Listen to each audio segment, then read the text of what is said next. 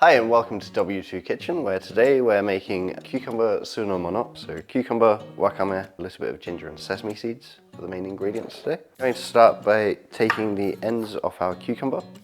I don't like too much of the skin of the cucumber, but I like a little bit of it.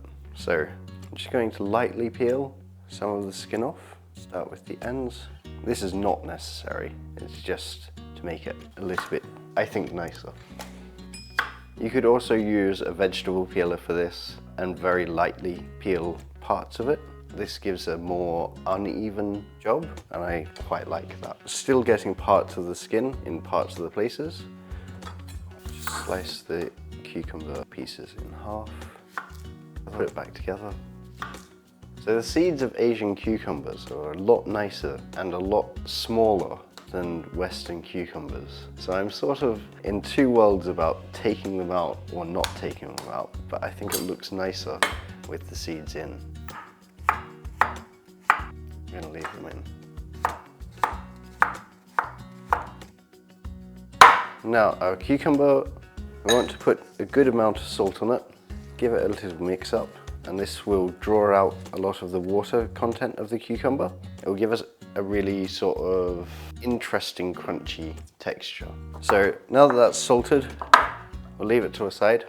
Here we have some wakame seaweed. We've got a dried one. You can get it fresh, but it's not going to be easy to get fresh. It's a lot easier to get dried. We always rehydrate wakame separately. I'm not quite sure why. So maybe it's to clean the flavor, probably.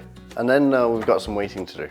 Oh no, we can slice the ginger. So I like adding ginger to my cucumber tsunomono salad side dish, but it's not always in the dish. So you can admit it if you don't like it and ignore my wasting of ginger.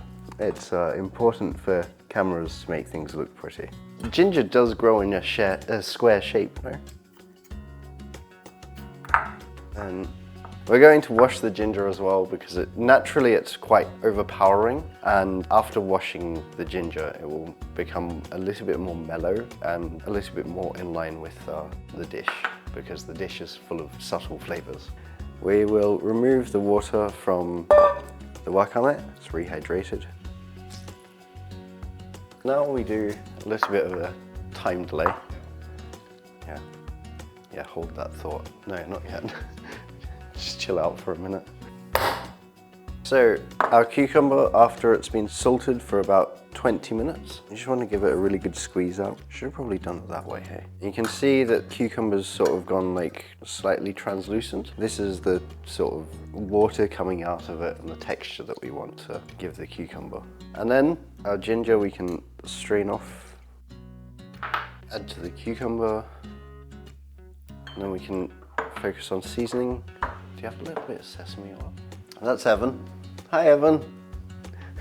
We're going to add a little bit of sugar, a little bit of sesame. It was about 3 times as much sesame as sugar, so it was a little bit.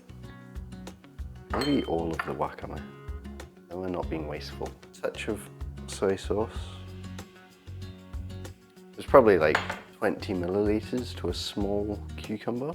About the same of rice vinegar. I think it's very important to taste the food, otherwise you don't know what the seasoning levels are like. That sound is the sound of the crunchiness of the cucumber, so definitely needs more sugar. So we've added a couple of drops of toasted sesame oil. It is quite strong, so you don't need a lot. Just needs to be a little bit more sour, a touch more depth of flavor. So that comes from soy sauce in this case, or a little pinch of salt. I've used these ones to taste, so get a new pair of chopsticks. You're probably making this for family, so it probably doesn't make that much difference. I'm making it for a camera, so really simple cucumber salad. I think that looks pretty good. And we have a very simple, very quick cucumber tsunomono done. I love the bell.